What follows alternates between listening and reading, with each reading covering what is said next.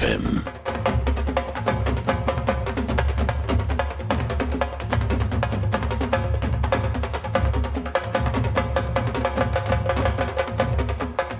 benn waxtu di heure mbokk yi moo jot ba tegal fanweeri simili di jégalu mbokk yi kon ci xaabaabal gi Midi Culture naan di ba waxtu yi sabab li moo di kon jafe-jafe na amoon ci wàllum xarale asalaamaaleykum.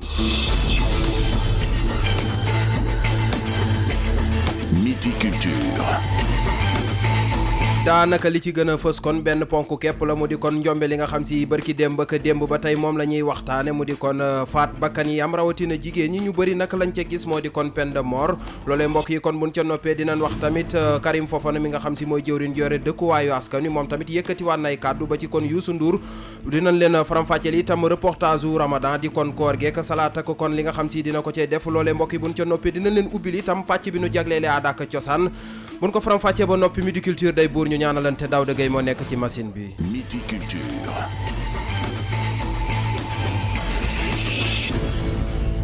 ci Ndiaye la ñuy àndal ci faram-fàcce gi kat yi maa ngi lay nuyu. maa ngi lay fay Serigne Saliou Seck di nuyu mbokk auditeurs yi ak internet yi ñuy suivre ci suba léegi. nan leen ko waxee ca bopp ba rek kon la ñuy duggee ak yéen ci yàq gi kon mu di kon njombe yi nga xam si daanaka barki démb ak démb ba tey jii moom la ñuy waxtaanee. ba tax na kii di présidente bu ASCOFI moom it mi ngi daal di xamle ni dafa mer ba futu jëm nag ci métital yi nga xamante ne moom la ñuy teg jigéen ñi fan yi nga xamante ne moom la ñu weesu ba tax na rek li muy daal di xamle mooy ñu fi indiwaat li nga xamante ni moom moo di peine de mort ndax loolu rek la jàpp ne moom moo di solution bi nanu teewlu présidente ASCOFI Awa Sène Diop. ASCOFI dafa am métit ndax ASCOFI mi ngi nekk en tournée nationale man en tant que présidente ci zone nord bi ci média yi laa seetaane ni dafa am benn xale bu jigéen moo xam ne dañ ko violé ba pare rey ko Tambacounda muy loo xamante ni à chaque fois dafay am Sénégal ñu ñaawlu ko suñu objectif ak suñu mission li tax ñu jóg mooy accompagner xale bi gunge ko ba mu réussir mais tamit protéger ko ba nga xamante ni duñ ko teg ay métit lii nag bëri na Sénégal te nag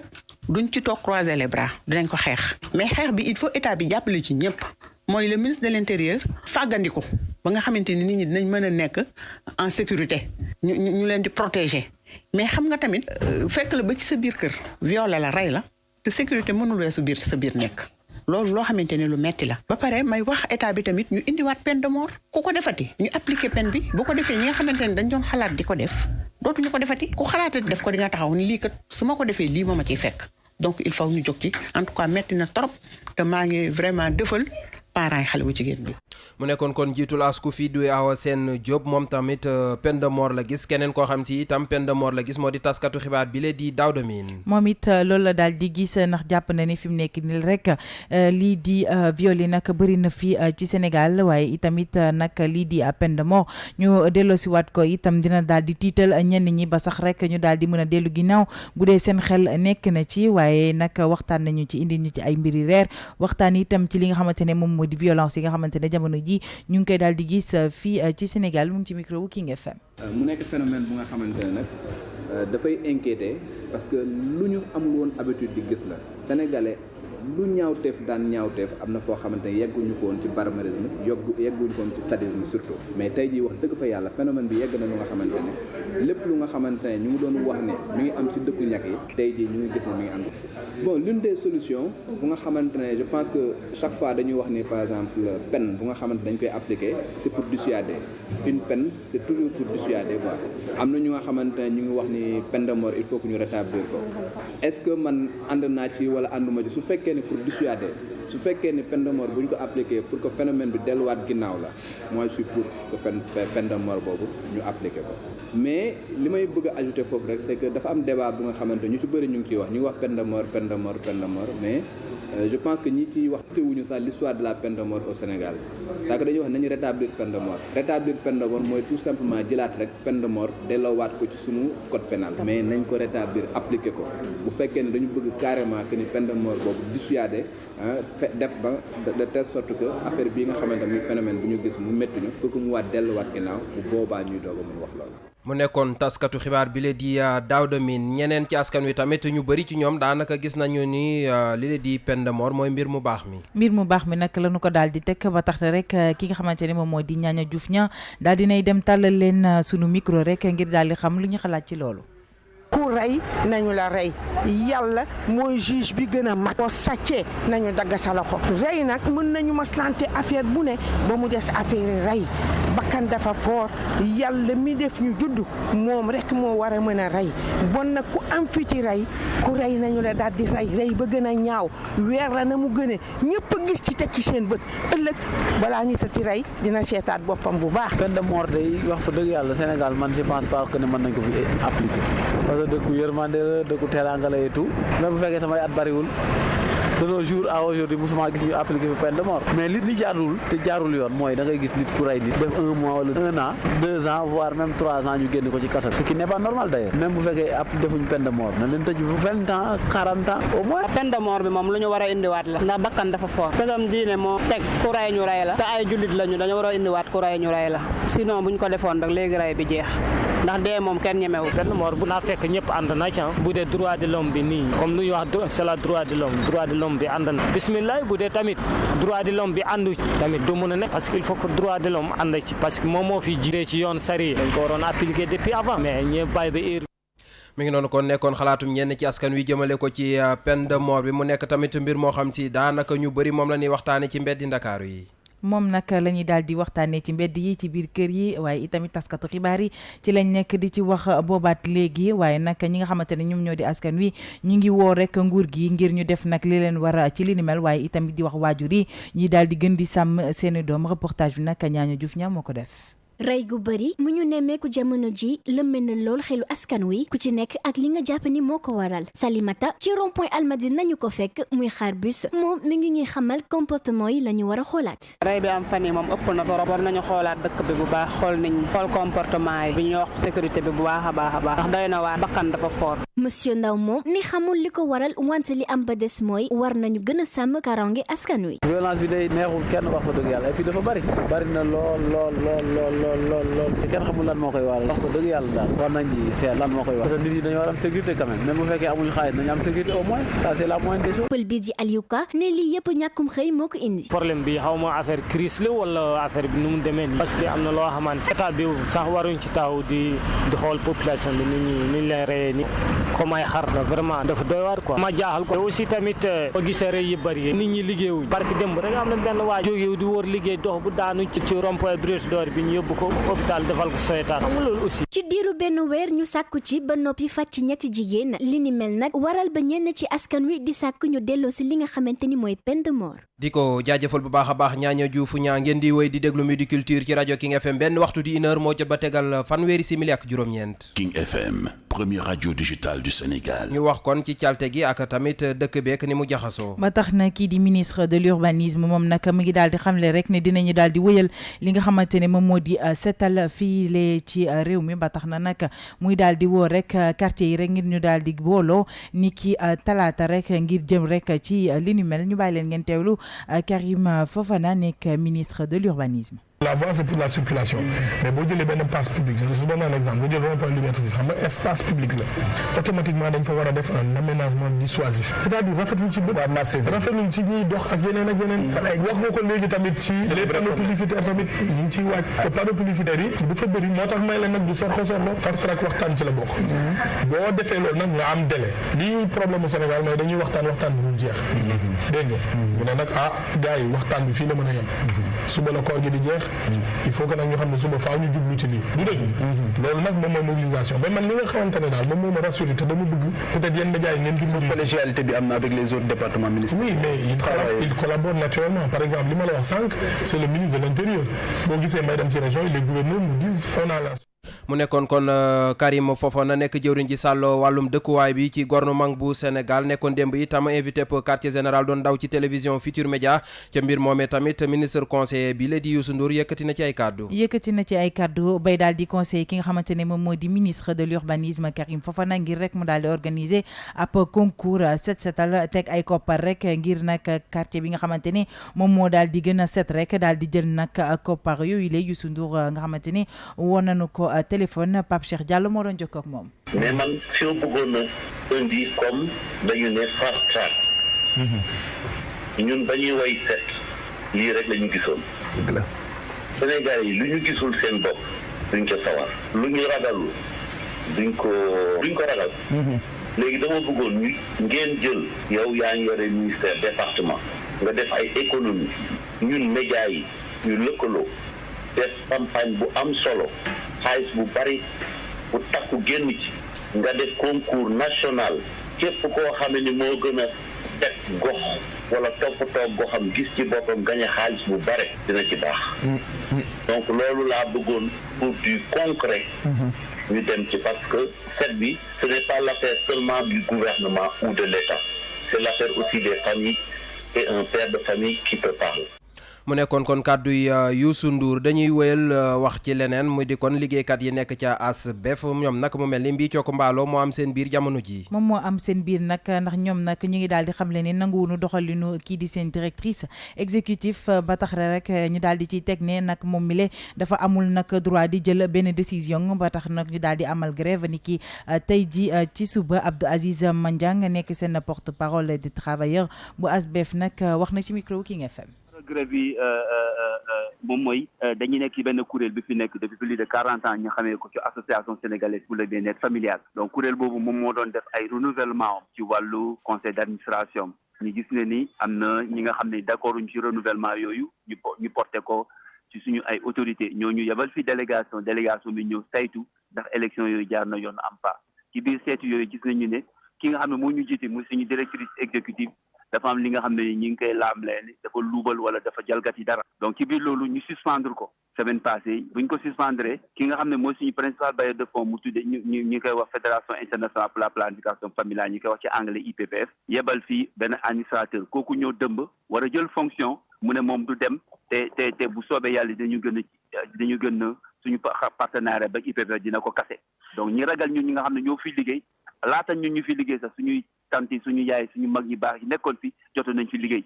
sage-femme yu ñu ràññee ci biir dëkk bi médecin yu ñu ràññee ci biir dëkk bi te ñooñu jaar nañ fi ASBEF ñu ne déet mu indi fi benn policier ñu ne déet ñu bun xatal suñu administrateur boobu tey ji nag guleet li tax ñu mobiliser bëgg a waxtaan ak opinion publique sénégalaise nationale comme internationale moo di tey ji dafa am suñu collègue yu xëy ñoo dañuy ne dañuy liggéey mu ut ay vigile yu bees nga xam ne mosuñ ñëw suñu liggéeykaay bi di fi garder ñooñu bun xatal ba suñu ay collègues ñooñu porté leen plainte yëpp police yëppal donc fa la ñu toll ñu ne nag duñu liggéey gaa dina il gàllankoor ci askan nga xam ne dañu faju mais duñu liggéey parce que ay jigéen la ñu nekkal te seen sécurité c'est pas garanti donc ñun bu ñu sañoon comme dañ ko suspendre te suspension c'est pas définitif c'est provisoire na dem toog ba ñooñu def seen enquête leeral ko ndax dafa def wala deful parce que ku ñuy laam-laamee ni yow da nga def defuloo ngay bañ donc dafa am lu ngay nëbb. mi ngi noonu kon nekkoon kàddu yi Abdou Aziz Mandiang yore kon kàddu ko liggéeykat ya nekk ca ASBEF gannaaw loola itam jéemoon nanoo jokkoo ak directrice ba waaye mujjewul antu ñu utali Ziguinchor wax ci njënd ak njaayum darkase ma darkase nag fi mu nekk nii la nit ñi nag ca yeewoo ca foofu la ca Ziguinchor seen nëpp xel dal na ndaxte rek bu nu fàttaliko ci ginnaaw nag ñu ngi doon ñaawlu li nga xamante ni noonu lañ doon jaayee li ni mel ba tax na rek consortium sénégalais bi leen nag mi ngi daal di amal ay activité maritime di xam leen rek ab bato nag bu Djilor dina daal di indi lu tollook juróom fukk ak benn million tonne production li nga xamante ni nag moom moo di arnaque foofule ci at mile ba tax na itam navire bi rek ñu ngi fàttali ne mën na daal di transporter lu ëpp téeméer ak juróom fukk ak benn conteneur boo xamante ne rek ñi nga xamante ne ñooy yëngu ci wàllu minimètre rek seen xel dina daal di dal jëm nag ci tàmbali pour campagne boobule explication gouverneur bu région bu Ziguinchor di Diouf ki ko daal di tàll suñu micro moom moo di Angel Seck. waaw mbégte la ñu am tey pour dalal le bateau Djilor parce que Djilor def na presque ñaari at ñëwul fii Ziguinchor yàlla dogal tey mu ñëw indaale 250 conteneurs vides war a delloo Ndakaaru ak 160 ya nga xamante ne dañ ko chargé ba pare loolu mooy nekk rotation yu mu war a def à chaque fois muy dellu dina yóbbu 160 yu conteneurs yu fees loolu nekk mbégte ci acteurs yi yàgg nañ bëgg Djilor ñëw depuis daaw ñoo ngi ko doon xaar mais ren la yàlla dogal mu ñëw loolu nekk également firnde ne campagne commercialisation njaayum anacarde bi commencé na door na bu baax a baax te jël nañu matukaay yëpp pour que li ñu jot a am ci anacarde fii ci région bi ñu mën ko jaarale ci portu Ziguinchor pour yóbbu ko fi nga xamante ne foofu la war a dem ren dañoo bëgg a doubler am ñaari yoon li ñu defoon daaw maanaam 30 000 tonnes yooyu ñu doublé ko dem ba 60 000 tonnes ndax ñi nga xamante ñooy yëngu ci mbiru anacarde muy béykat yi muy exportateurs yi xayma nañu production bi lu jàpp 50 000 à 60 000 tonnes donc jël nañu disposition yëpp pour que production boobu ñu mën ko jaarale ci pooru Ziguinchor ci anam yi war te benn rëq-rëq du am. mi ngi noonu kon nekkoon kàddu yi Géej Diouf nekk gouverneur bu Ziguinchor ca mbir moomee la ñuy des ba tey mu mel ni tamit am na ay innovation yuñ ca nar. am na ay innovation yuñ ca nar nag ba tax na kii di directeur général bu COSAMA nekk itam commandant muy wuyoo ci turu Mactar Fall nag daal dina ci indi ay leeral ci micro Angel Seck. waaw innovation yi mu indi fii Djilor bi mu ñëwee maanaam yu bees yi fi am di ñuy tàmbalee fi ñuy wax bi ñu gasee dex bi parce que xam nga ni dex bi xóotul woon 7 mètres moo fa amoon léegi nag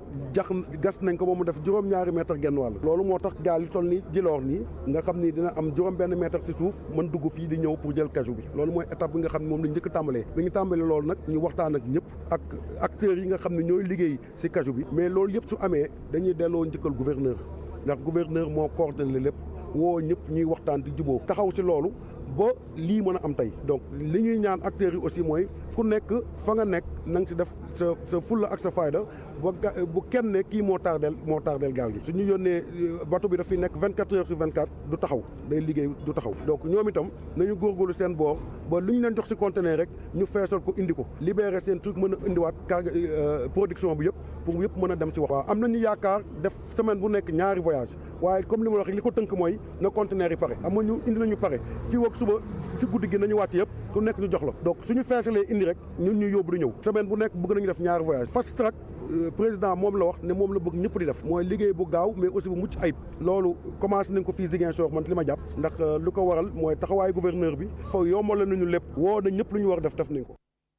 Midi Culture yéen a ngi déglu King FM ci 99.4. egsi nañu ak yéen mbokk yi kon ci reportage bi nu jagleele koor gi tey nag salade la ñuy waxtaanee. salade daal la ñu ko daal di jagleel ndax gis nañ ne ci weeru koor gi la nag sénégalais yi duñu daal di jëfandikoo lu bëri ci salade donte nag mu doon ab fleur goo xamante ne daal dinay métti denc ñi nga xamante ne rek ñoom ñooy di jaaykatu salade bi ñu ngi daal di xamal nan la ñuy def rek ba denc li ni mel te du gaaw a yàqu. Ndeye Mati Dia moom moo def reportage bi. tomate laay jaay concombre kaani salade persil. ca beneen wàll ba jàkkaarloog sandiniéri lu toll ci fukki soxna ñoom ñëpp rangalikoo teg seeni paan di jaay salade muy xob yoo xam ne kenn mënu koo denc lu yàgg rawatina ci weeru koor gi nga xamante ne kër yu bare toggatuñu soos guddi. Yacine Ndour di ñu xamal ni muy def ba salade bi du yàqu ci ay loxoom. salade bi suñ ko raxasul mun naa am 3 fan du def dara mais soo ko raxasee tooyaay bi noonu day togg waaye soo ko buddee nii dindi suuf feeg yëpp soo ko rangalee mun na am 3 fan te du def dara. xob yi seenum dund dafa am app Aïcha Diop yamale ko ci 7 fan. salade bi buñ ko jëlee tool ñu koy dañ koy raxas def ko suñu paani suñu jaayee tey bu jeexee baax na bu jeexul da ngay wiccax bu set rek nga dafa koy muur soo ñëwee mën nga kaa jaay 2 fan 3 fan waaye bu weesoo 3 fan moom doo ko mën a jaay seddaay mën na am 7 fan waaye bu dee tàngaay moom bu amee 3 fan rek moom dootoo ko utilisé mu yàqu say la da nga koy sànni kay ndax dootoo jaay kenn. ndax wute am na diggante légumes yi ñuy bayee ci dëkk bi ak yi ñuy jëlee bitim réew Fatou Diop di ci andi tontu. duñ jënd loo xamante ne daf ñuy sonal lii lépp importé la ba ci betterave bi importé la lii rek moo fi nekkul importé instant bi ak tàngaay bi te suñu koom-koom am na yoo xamante ne Fuuta lay jógee am na yoo xam Waal lay jógee tàngaay bi balaa moo ñëw tàngaay bi da koy yàq. fexe ba légumes yi ñuy jaay du yàqu ci seeni loxo di mbir mu jafe lool ndax ñàkk farlu bu nekk mën naa andil yàqu-yàqu yu bari ñii di jaaykat yi. jërëjëf Ndeye Mati Dieng ngeen di wéy di déglu Midi Culture ci rajo King FM benn waxtu di 1h moo jot ba tegal juróom fukki simili.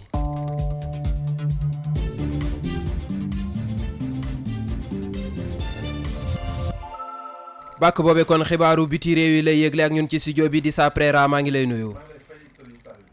di sa Préra dañu koy daal di tàmbali foofule ca Bénin ak Patrice Talon nga xamante ne daal dinay génn ca réserve am boobule bi nga xamante ne toog na ay semaine crise waaw ginnaaw ay semaines yu nga xam ne dafa toog àdduwul ci li nga xam ne mu ngi doon xew fële ca réew ma ki nga xam ne mooy président béninois bi nag démb ci lundi bi 20 mai àdduna bu jëkk ci pour la première fois ci violence yi nga xam ne moo amoon ca réew mi te violence yooyu bàyyee ko woon ci li nga xam ne mooy ay élections législatives ya fa amoon Patrice Talon ne ginnaaw jafe-jafe yooyu fi mu ne nii moom ubbeeku na ngir opposition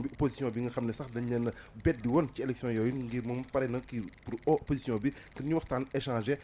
nag yu am solo ak yu constructif pour nga xam ne Bénin dina ko jëmale réew mi kanam. buñ fa jógee dañuy daal di dem ca Mali ab sauveur d'enfant nag dinañ ko daal di décorer foofule ca Bamako. voilà mu ngi tudd Mamadou Thiaré nag di ab malien malien dëkk fële sa Bamako moom nag ginnaaw ay inondation yu amoon doole lool fële sa Bamako mu sauvé woon fa nag juróom-ñeenti xale yoo xam ne dañoo doon waajal lap ba tax na fi mu toll nii ci ab réewum ñu jàppee ko ab héros ki nga xam ne mooy président Ibrahima Boubacar Keïta moom li mu fas yéene mooy décorer ki nga xam ne mooy Mamadou Thiaré moomu ndax jàpp na ne acte de bravoure la def ngir ni mu dimbalee juróom-ñeenti xale yoo nga xam ne dañoo naroon a faatu. ca RD Congo kii di Moïse Katumbi nag dellusi mbile am na solo. waaw Moïse Katumbi ginnaaw ñetti weer yi mu def ay bitim réew moom di opposant en congolais boobu dellusi na fi nga xam ne mooy Lumumbashi googu sax moom moo fa nekkoon maire laataa nag muy dem ci exil boobu moom nag retouram bi kenn mu ko woon xalaat bu fekkee Joseph Kabila moo fa nekkoon ba tey waaye teewul moom Moïse Katumbi nee na moom mu ngi ci opposition ba waaye teewul moom mën na ubbeeku ngir jàppale ki nga xam ne mooy Félix Tshisekedi ci gouvernement bi loolu nag moo li nga xam ne moom la déclaré démb bu mu wàccee ci avion bi nga xam ne moo ko doon yóbbu fële ca Lumumbashi. ñu jeexale ko ca Indonésie réélection wu président Joko Widodo ñëwaat nekkaat fa président ginnaaw ba mu gagné élection yi 55,5% des voix contre 40,50 pour opposition bi nga xam ne mooy Prabowo Subianto ki nga xam ne moom moo doon adversaire am loolu nag moom moo génn ci li nga xam ne mooy décompte final bi commission électorale indépendante bi nga xam ne mooy bu Indonésie moom la doon amal démb. cant ak ngërëm ñeel na la bu baax a baax di sa préra doon faram fàcceel xibaaru biti réew yi tàggat yaram a ciy topp gannaaw bàkk bi lay doon. Tout de suite le sport. Now sports. xibaaru tàggat yaram ak ñun ci studio bi Papa Madiakhate Sarr maa ngi lay nuyu. maa ngi lay fay Serigne Saliou. dana koy daal di tàmbali ak Ligue sénégalaise de football. Ligue sénégalaise de football professionnel ak njiitam di Sayer Seck moom la muy ñaawlu mooy rëkk-rëkk yi ñu nemmeeku ci partenariat bi dox diggante kuréel ga mu jiite ak Stars Times di seen partenaire boo xam ne day yëngatu ci wàllu audiovisuel mu jàpp ne rëkk-rëkk yooyu lay xaalis bu bëri lay ñàkkloo club yi ba tax mu ne ñu nga cay dox ay jéego ngir rek mën cee indi ay saafara laata saison bii di ñëw di ubbi ñu teewlu ay kàddug Sayer Seck. non Star Times dugalul dara ndax Star Times bi ñu ñëwee ba xaatim li nga xam ne mooy contrat bi ak ñun dañ leen andil ay gàllankoor ba li nga xam ne mooy seen décodeur yi mënuñu ko jaay yow xam nga ne gisoo décodeur Star Times fenn boo ko bëggoon jënd mënoo ko jënd te loolu nag mooy mbir mi nga xam ne ci la ñuy sukkandiku pour fay ñu donc li ñu bëgg mooy fii balaa championnat bi di door loolu ñu dal di ko saafara pour que contrat bi mën a door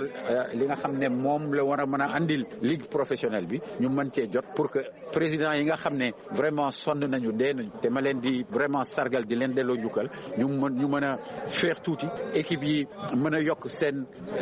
niveau de vie loolu dafay am solo muy Star Times di ñeneen yi nga xam ne ñoom la ñuy waxtaanal di itam njiitum réew mi danañ ko tàllal loxo danañ ko seeti toog waxtaan ak waaw moom loolu nag moom moo ko xam nga nit doo ko yaakaar ba noppi jiitu ko ci poosam waaye daal ñun li nga xam ne moom la ñu soxla jottal nañ ko ba mu leer nañ te itam vraiment moom ci boppam keroog boo fa nekkee dégg nga ko moom ci boppam mu ne partenariat bi moom nangu na ko.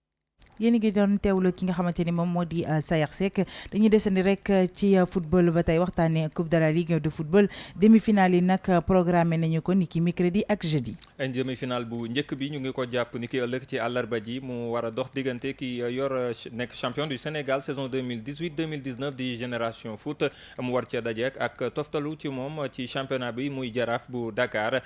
daje boobu nag diggante académicien yu Déni Biram Ndaw yi ak vert et blanc yu Médina yi danañ ko amal ci stade de Djibril Diagne ba ca Déni Biram Ndaw ci ëllëg sa di alxames beneen jongante bi lay doon diggante Jàmbaar bu Saly nekk deuxième ci Ligue 2 bi fas yéene dalal ca Saly US Gorée nekk ci juróom-ñaareelu place bi ci Ligue 1 bi. ñu jeexale ak handball gaynde yi jigéen ñi nag dinañ dem stage foofule ca Havre. ñaar fukki fan ak juróom-ñaar ci weeru mai jëm benn fan ci weeru juin la ñu koy amal bu nu sukkandiku ci fédération sénégalaise bu handball ginnaaw stage bi gaynde yi daanu jongante xarito ak équipe bu Havre Athletic Club ñaar fukki fan ak juróom-ñett ci weeru mai lay doon. Équipe Sénégal bu handball ci jigéen ñi doon champion d'Afrique en titre mu ngi waajal ñetti compétition yu am solo muy Jeux africains yu ñu jàpp weeru août ca Maroc, tournoi de qualification ca Jeux olympiques yu 2020 yi fas yéene amee fii ci Ndakaaru ci weeru septembre ak championnat du monde yu handball ci jigéen ñi ñu jàpp ca Tokyo ca Japon fanweeri fan ci weeru novembre jàpp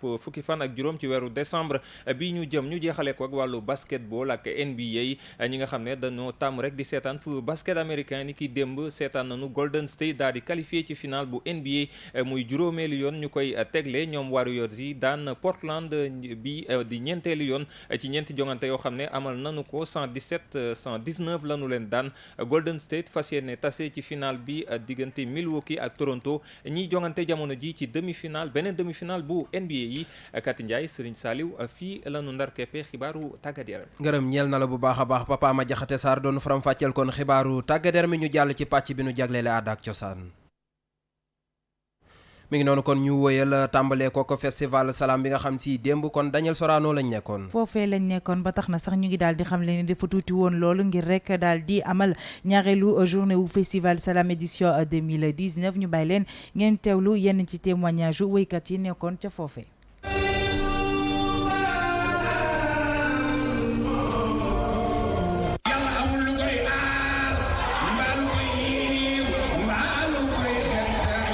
bu nekk dañuy teew fii ci festival Salam bi ren nag mu nekk édition spéciale waaw ñu ñëwaat rek waaw baaxantal waaw même si les minutes sont comptées il faut dire que c'est important xam nga ñu ñëw xam nga nekk ak suñu public bëggee lépp nag ci kaw ci cadre maanaam dans la paix dans la spiritualité loolu moo ci am solo. lu am importance la boo dëgg yàlla lu am solo la macha allah parce que bi festival Salam commencé nii tàggkatu yonent bi moom am nañ innovation bu baax a baax ubbil na leen bunte yoo xamante ne tëju woon na si ñoom macha allah daal yàlla ñu ngi ñaan yàlla na jëm kanam visibilité xam nga saa boo xëyee xam ku la xamul woon rek loolu lay am déjà loolu la njëkk a def si ñun.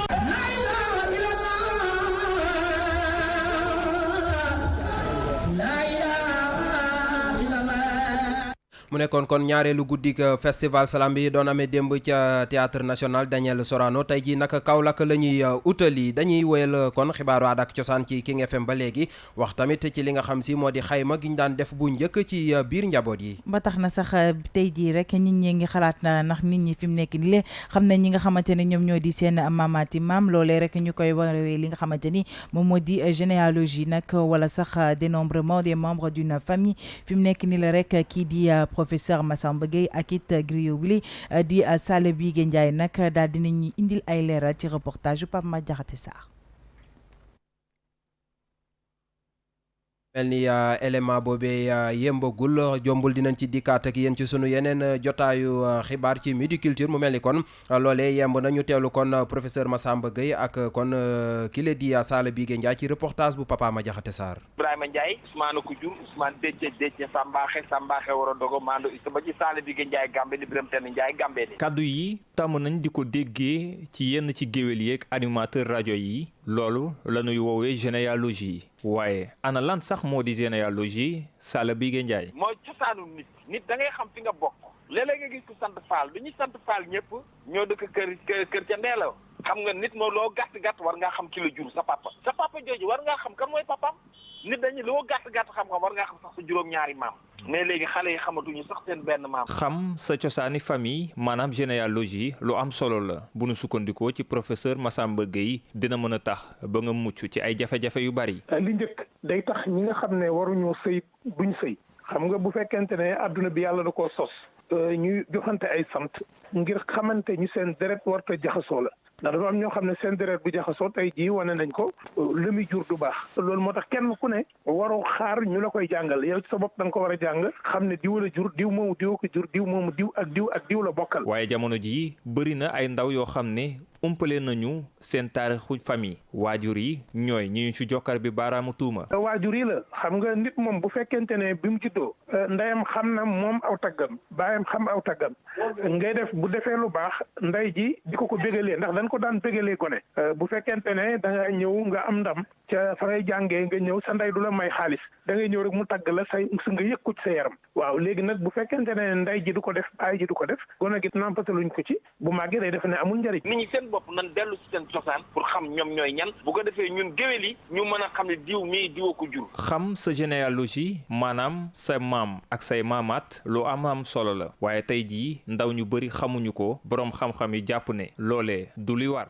jërëjëf Papa Ma Jaxate Sarr ñu jàll ci ganu Midi Culture. Midi Culture ganu xibaar yi. tey Amadou Ly Dione la ñuy dalal. moom nag ab taskatu xibaar la waaye itam dafa daal di taxawal ab site d'information bu mu daal di dippee seen daara loolee rek ngir daal di mën a indi ay information jëm rek ci daara yi nekkee fii ci Sénégal kii di Dissa Préra moo sekkoon ak moom waxtaan. Amadou Ly Diome yow journaliste nga bu ñëpp ràññee ci dëkk bi da nga taxawal da nga ubbi benn site internet boo xam ne c'est exclusivement destiné aux daara lan moo tax loolu Amadou Ly Diome. seen daara boo ko déggee yëfu daara la donc daara dafa am liggéey bu am solo boo xam ne daara yaa ngi koy liggéey ci Sénégal ñu gis loolu xool ne paysage médiatique bi bëri na ay journaux yoo xam ne. ay journaux en ligne la am na ay journaux en papier mais amul benn boo xam ne mi ngi siy traité de façon spécifique donc si wàllu daara te daara yi Sénégal dañoo toll si pratiquement y a plus de 50,000 daara au Sénégal ñu gis ne daara yooyu jot nañu jox leen seen gëdd donc loolu moo indi ñu créé donc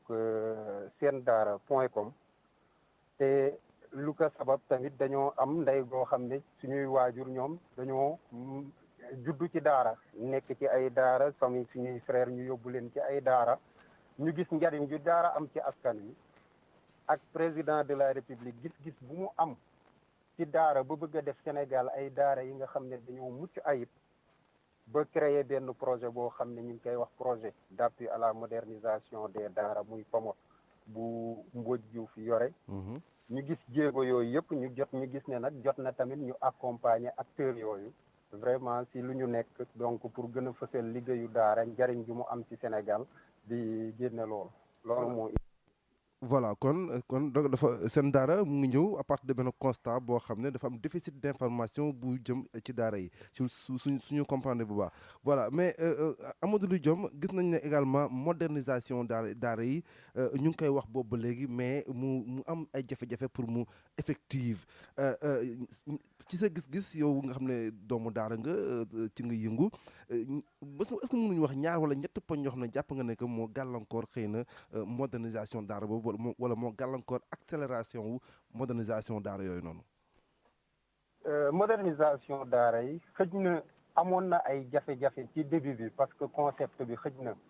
secteur bi dañu fa doon benn secteur boo xam ne dafa xaw a hermétique dañoo xaw a fermé wu mais defe naa bañ leen expliquer ba wax leen lan moo lal modernisation des daara ak lan la ci président de la république jublu defe naa jafe-jafe yooyu yëpp tey jii boo xoolee mi ngi suñu ginnaaw lu tax mi ngi suñu ginnaaw déjà boo xoolee ci projet bi rek déjà il y a 64 daara yoo xam ne du créé nañ ko donc ay daara yoo xam ne yu ñu moderniser la. modernisation daara yi c'est vrai que mu ngi avancé bu baax mais gis nañ ko tamit am na jafe-jafe pour retrait wu xale yi dans la rue loolu dafa àndoon suma juumul ak modernisation daara ji est-ce que jàpp nga ne que ba léegi loolu am na ay gàllankoor wala nan lañ mën def pour saafara ko.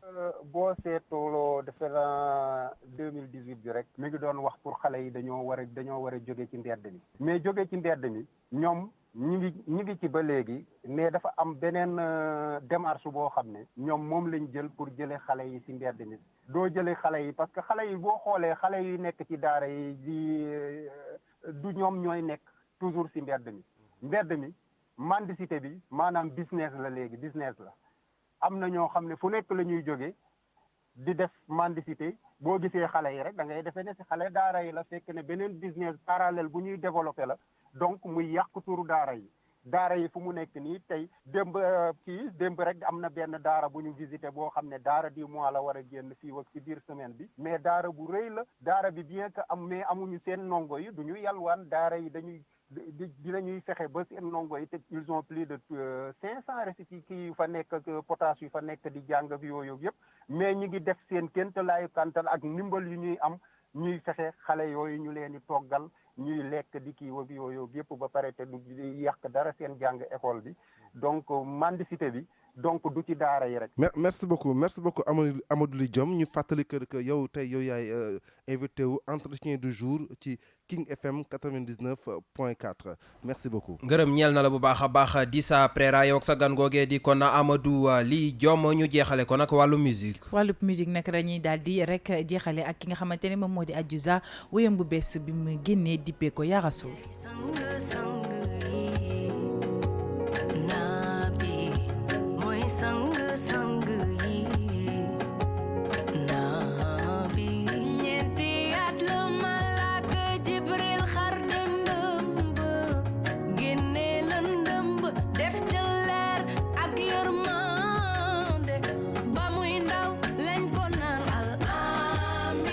mi ngi noonu kon mbokk yi woyu Adiouza woowee mooy buural Midi Culture ci rajo King FM di la jaajëfal bu baax a baax Kati Ndiaye. ma di la jaajëfal bu baax yow it Serigne Saliou Seck di jaajëfal mbokk auditeurs yeeg internautes yi ñu doon suivre ci suba ak léegi di leen jox dig daje suba incha allah ci Midi Culture. di jaajëfal bu baax a baax tamit Daouda Gueye mi nekkoon ci xarale gi production Kaderlo digital Pape Jean moo fa nekkoon réalisation Dissa Préra lu mooy loloot maa ngi jaajëfal képp ku jàpp ci xibaar yi ba mu yemb mbokk yi yàlla na jàmm yàgg. Midi Culture.